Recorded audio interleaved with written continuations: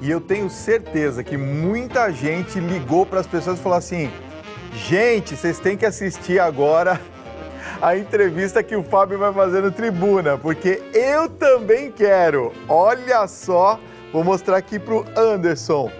Focaliza o título desse livro, por favor. Ó, eu vou te ensinar a ser rico. Quem é que não vai querer? É o Benzruel que está aqui comigo. Boa noite, Ben. Seja bem-vindo, viu? Obrigado. Olha, eu acho que com esse título de livro, no mínimo vai ser um best-seller, não é, Ben? Já está sendo. Bom, como é que a gente aprende a ser rico assim? É fácil? Fácil não, mas ele dá o mesmo trabalho de ser rico, de ser classe média e viver como pobre. A diferença é que muitas vezes, quando a gente ouve a palavra rico, muitas vezes a conexão é para alguém que ganha muito dinheiro, que tem rios de dinheiro, mora em mansões. Mas, na verdade, a questão de ser rico, no meu ponto de vista, é ser livre. Livre de preocupação financeira. E, na verdade, qualquer pessoa deveria trabalhar e construir a sua liberdade financeira um dia. E essa é a ideia de ser rico.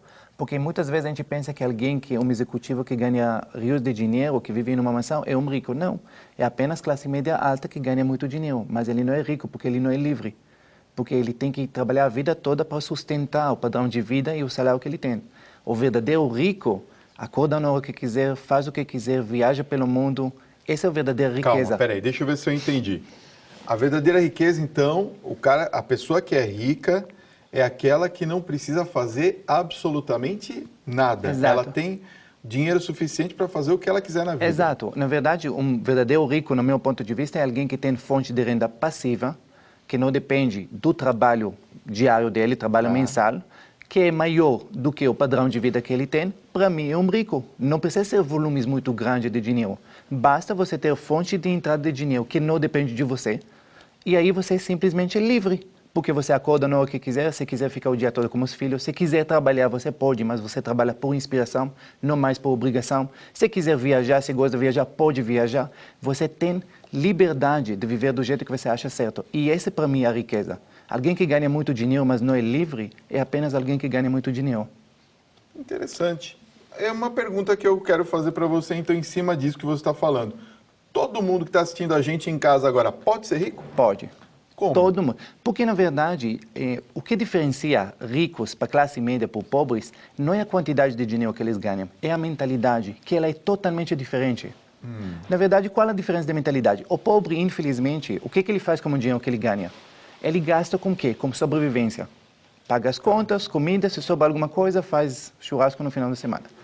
Classe média, onde a maior parte das pessoas se encontra, é o quê? Qual é a mentalidade de classe média? Classe média tem simplesmente eles são orientados o quê? A vida toda eles correm atrás do quê? De conforto.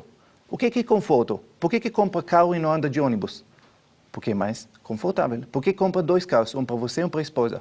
Porque é mais confortável do que ter apenas um. Por que carro importado e não carro nacional? Por que carro zero e não carro velho? Tudo são conforto. E o conforto dá outra coisa que chama status. Então a classe média, sem perceber, e classe média pode referir a uma pessoa que ganha 1.000 por mês e também uma pessoa que ganha 30.000 por mês, um executivo ou um empresário. É o mesmo pensamento. Tudo que ele ganha, ele vai para quê? Para manter o padrão de vida e sem perceber, cada vez aumentando ele mais. Então, classe média, qual a mentalidade? Ganhando, gastando mais. Ganha mais, gasta mais. Calma, Ben. Eu preciso entender aqui, porque eu estou com a cabeça do telespectador. Eles estão falando lá, Fábio, para tudo que eu não estou entendendo mais nada. Você está querendo me dizer, então, que a mesma pessoa, ela pode ganhar 30 mil reais por mês, ou ela pode ganhar R$1.000 por mês, não importa. A pessoa que ganha 30 mil pode ter uma mentalidade de pobre e queimar o dinheiro em um mês, e uma pessoa que ganha R$1.000 pode ter uma mentalidade de rico e ficar efetivamente rico. É isso? Perfeito. Não ia dizer, você falou que uma pessoa que ganha 30 mil seria pobre, não pobre, mas seria a mentalidade de classe média. Tá. Entendeu? Então, é exatamente isso. A diferença não é quanto a pessoa ganha, é o que ele faz com o dinheiro que ele tem. Tá. Então, classe média, não importa o quanto ele ganha, sempre ele vai gastar tudo que ele ganha. Com o que ele vai gastar? Com um padrão de vida cada vez mais elevado. Tá. E ele sempre vai ter 2 mentiras que ele vai acreditar a vida toda. A classe média acredita em 2 mentiras. A primeira, que hoje ele está apertado e não tem dinheiro porque hoje ele não ganha o suficiente, não importa quanto ele ganha, e que o custo de vida na cidade que ele mora é muito alto. Essa é a primeira mentira que ele acredita a vida toda. Tá. A segunda mentira que ele acredita é que amanhã, quando ele vai ser promovido, amanhã, quando ele vai ganhar mais, as coisas vão melhorar. Incrível que pareça, nunca melhora. Ele ganha mais, rapidinho, ele aumenta o padrão de vida e fica apertado. E está apertado de novo. Aí ele trabalha mais duro, promovido no trabalho e gasta mais. Não importa quanto ele ganha, nunca sobra nada. Agora, como eu sou observador, eu vi aqui que no subtítulo aqui, né, na capa, você tem aqui, ó, 3 passos simples para quitar as dívidas em 12 meses e construir sua liberdade financeira. Sim. Isso é possível Isso com é 3 possível. passos? Sim. Quais seriam? Você pode contar para a gente? Lógico. Então, o primeiro passo, o que acontece com muitas pessoas? Infelizmente, as pessoas não sabem qual é o custo de vida deles. É um detalhe tão pequeno, mas as pessoas não sabem quanto eles gastam por mês. Eles têm uma vaga noção de quanto eles gastam. Quando você pergunta a alguém, quanto você gasta por mês? Aí ele começa, deixa eu me lembrar. Eu gasto com uma casa isso, escola das crianças, supermercado, é mais ou menos isso. Só que ele não coloca todos os gastos, muitas vezes os pequenos, R$5 aqui, R$10 aqui, R$20 lá. E no final da conta, incrível, eu faço consultorias financeiras e eu percebo que a maior parte das pessoas gastam de 30% a 300% acima do que eles acham que eles realmente gastam. Meu Deus. E impressionante, a maior parte. Você fala, mas bem, como uma pessoa gasta 30% todo mês sem perceber? Simples. Fábio, você já ouviu falar de cheque predatado? Já, Ótimo. claro. O que é cheque predatado? Você compra um produto, faz um pagamento com um cheque, que é uma ordem de pagamento à vista, mas você predata ele para uma data à frente. Exato. Então, traduzindo isso, quando eu dou cheque predatado, eu falo, eu não tenho dinheiro esse mês. Já gastei tudo. Tá. Eu vou dar esse cheque para 30 dias e vou rezar bastante que daqui 30 dias eu vou ter dinheiro. E exatamente. Ai, meu Deus do céu. E faz o que mês que vem? A mesma coisa com outra conta. E joga para o outro mês Exato. também. E quando usa cartão de crédito, quando não tem o dinheiro para pagar à vista, e você usa cartão de crédito, parcela no cartão, você faz o quê? A mesma coisa. A mesma coisa. Quando fala a pessoa, cartão estourado, isso não é que a pessoa, de repente, um dia, sabe, entrou para o shopping e comprou tudo. Não. São esses tipos de atitudes repetido mensalmente. Essa coisa a gente não pode comprar. Não, mas vamos parcelar no cartão. No mês seguinte, outra coisa. Depois, passa 8 meses, 10 meses, de repente ele recebe uma fatura de cartão com 8, 10 itens que ele nem lembra que ele gastou. Mas a soma deles é mais do que o salário dele. É verdade. E de repente ele encontra com dívidas que ele não sabe nem como ele entrou. E são pequenas coisas que a pessoa começou, porque ele não sabe qual é o custo de vida dele. Tá. Então, no Brasil, é assim, o brasileiro ele tem vários fatores que transformam a vida do brasileiro quase impossível financeiramente. Nós vamos começar que o Brasil é um país consumista, mas isso é normal, como qualquer outro país do mundo. Porém, no Brasil nós temos péssima educação financeira. Colocando junto com isso, nós temos cenário que é crédito extremamente fácil, você conseguir cartão, você conseguir cheque especial, você conseguir limite, você conseguir empréstimo. E por final, nós temos um limite, juros que praticados legalmente no Brasil, que não existe em nenhum lugar do mundo. 4 cenários que transformam a vida financeira, é praticamente impossível. Então, um dia ou outro, infelizmente, a pessoa provavelmente vai ter problemas. Se ele vai usar o cartão, ele pode usar certinho todo mês, mas um mês ele vai falhar, um mês o salário atrasou, um mês ele ganhou menos, ele atrasa no pagamento da fatura e começa um bolo de neve. E como não tem educação financeira, ele não vai saber como sair disso. E aí vai começar a fazer erros atrás de erros e às vezes uma dívida pequena que ele tinha, ele simplesmente vai transformar ela para 10 dívidas. E eu vivenciei isso vendo pessoas fazendo isso e é simplesmente triste ver. Tem pessoas que pegam dinheiro emprestado no banco e vai pagar, cobrir uma outra dívida. E aí ele tem 2 dívidas agora. Tem 2 dívidas, não é? Aí ele não consegue mais pegar no banco, ele começa a pegar com família. Quando não consegue mais com família, vai participar de outro. E simplesmente um círculo que fecha até o dia que a pessoa já não tem crédito em lugar nenhum.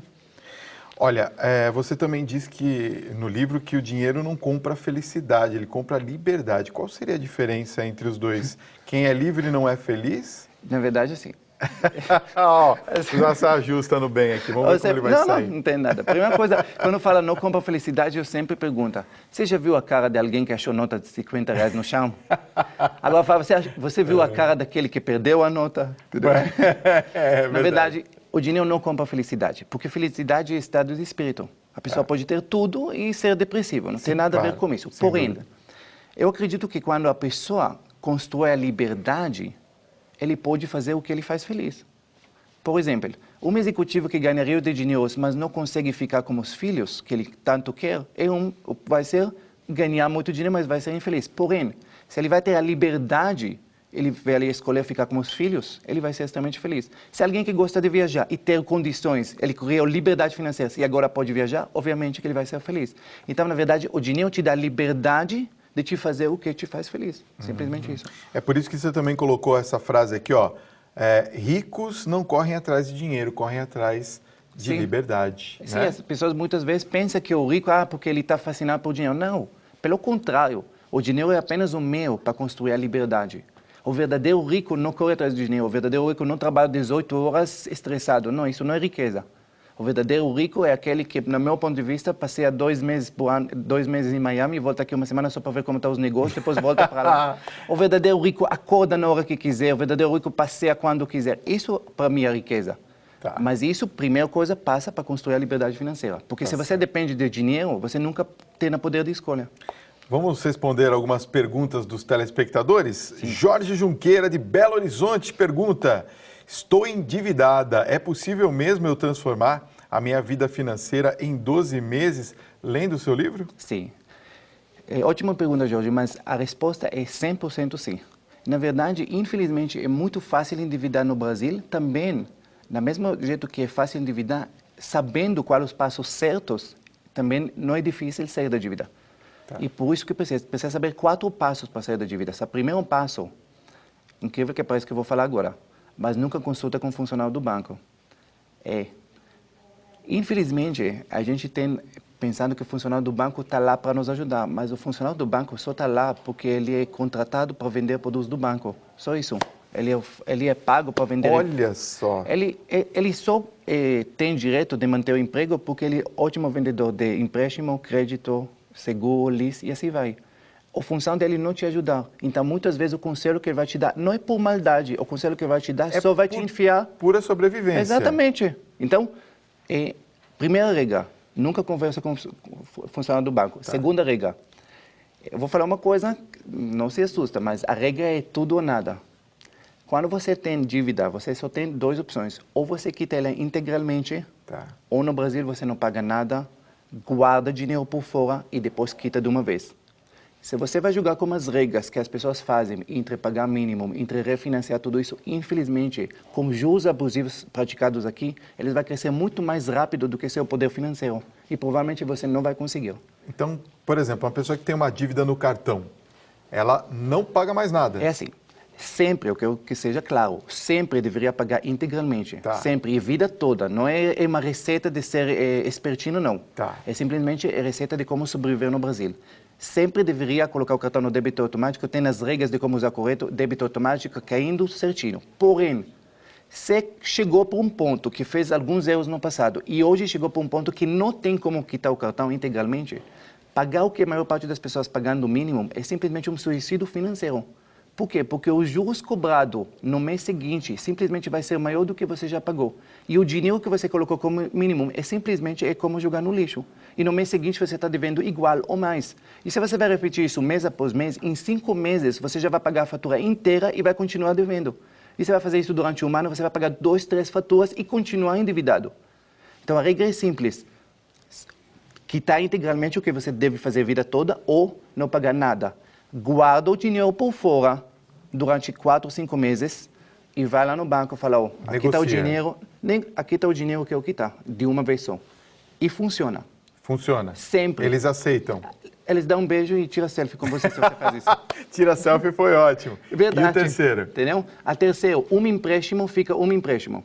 Um dos erros fatais que as pessoas fazem quando estão endividados, ele pegou um empréstimo, por exemplo, ele precisava 10 mil reais. Tá. Emprestou 10 mil reais, qual é o pagamento? 12 parcelas de 1.200.